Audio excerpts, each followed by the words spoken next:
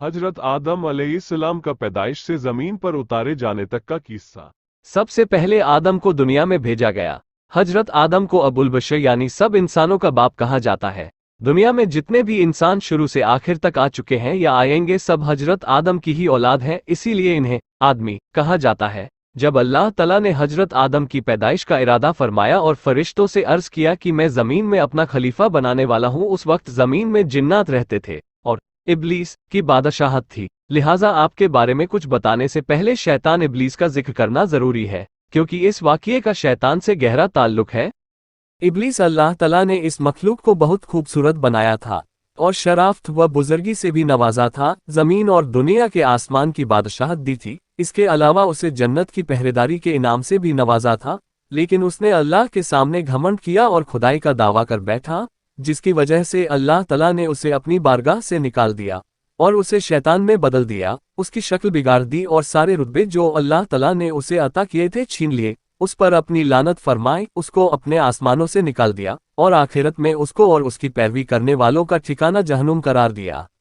शैतान इब्लीस कौन था? इब्लीस फरिश्तों का सरदार था और जन्नत के बागों की देखभाल करता था। उसको दुनिया और आसमान दोनों की बादशाहत मिली हुई थी। फरिश्तों का एक कबीला जिन्नात से ताल्लुक रखता था। इब्लीस उन्हीं में से था। इस कबीले के फरिश्तों को आग की गर्म लौ से पैदा किया गया था। ये लौ शोले की तरह नजर नहीं आती, लेकिन सिर्फ महसूस की जा सकती है और सारी गर्मी इसी में होती है। इस कबीले के अलावा बाकी सब फरिश्तों को नूर से पैदा फरमाया था। इब्लीस का नाम हारिस था। दूसरी रिवायत में अजाजिल भी आया है और यह जन्नत के पहरेदारों में से था। इब्लीस का घमंड। अल्लाह तला कुरान पाक में फरमाता है कि और उनमें जो कहे कि मैं अल्लाह के सिवा माबूद हूँ तो उसे हम जहन्नुम की जजा देंगे, हम ऐसी ही सजा देते हैं सितमगारों को। फरिश्तों में सबसे पहले जिसने यह बात कही कि अल्लाह के बजाय मैं माबूद हूँ, वो इब्लीस लईन है। यह आयत अल्लाह के दुश्मन इब्लीस के बारे में उतरी। अल्लाह ने इस पर लानत फरमाए और इसे अपनी रहमत से निकाल दिया और फरमाया हम इसे दोज़ख की सजा देंगे और जालिमों को हम इसी तरह का बदला दिया करते हैं। और याद करो जब हमने फरिश्तों को हुक्म दिया कि आदम को सजदा करो तो सबने सजदा किया सिवाय इब्लीस के। मुनकिर हुआ, गुरूर किया और काफिर हो गया। जमीन पर इंसानों की तख्लीक से पहले जिन्नात आबाद थे। एक बार उन्होंने जमीन पर फसाद फैलाया, एक दूसरे को कत्ल किया और खून बहाया। अल्लाह तला ने इनके फसाद को खत्म करने के लिए इब्लीस को फरिश्तों के एक गिरोह के साथ भेजा। ये वही गिरोह था जिसे जिन कहा जाता है। इब्लीस ने और उन फरिश्तों के गिरोह ने इनसे जंग की और इन्हें जजीरों और दूर दराज के पहाड़ों में धकेल दिया। इस कारनामे से उसमें गुरूर पैदा हो गया। अल्लाह इसके अगरूर को जान गया, लेकिन फरिश्ते न जान सके।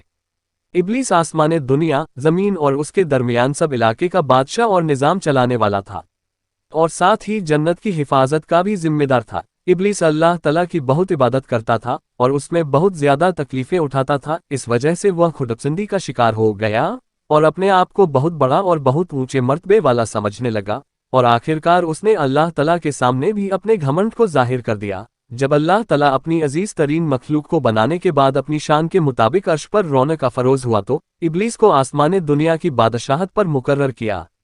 इब्लीस का ताल्लुक फरिश्तों के उस गिरोह से था जिन्हें जिन कहा जाता है। उनका नाम जिन इसलिए रखा गया कि वह जन्नत के पहरेदार और हिफाजत करने वाले थे।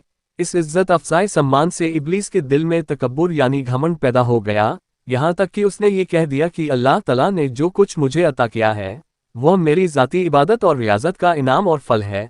जब अल्लाह तला ने आदम को पैदा फरमाया तो फरिश्तों को हुक्म दिया कि आदम को सजदा करें।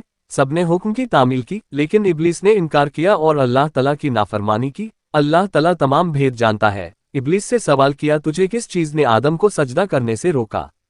उसने जवाब दिया, मैं आदम से बेहतर हूँ, तूने मुझे आग से और आदम को मिट्टी से पैदा किया। शैतान का जवाब तकब्बुर और जहालत वाला था। अल्लाह तला इस पर गज़बनाक हुआ और रांदहे दरगाह कर दिया, यानी अपनी रहमत से निकाल दिया और लानत का तौक उसकी गर्दन में डाल दिया। शैतान ने तौबा व इस्तिग़फ़ार करने के बजाय अल्लाह तला से खुली बगावत कर दी और क़यामत तक के लिए आदम की नस्लों को बहकाने के लिए मोहलत मांग ली।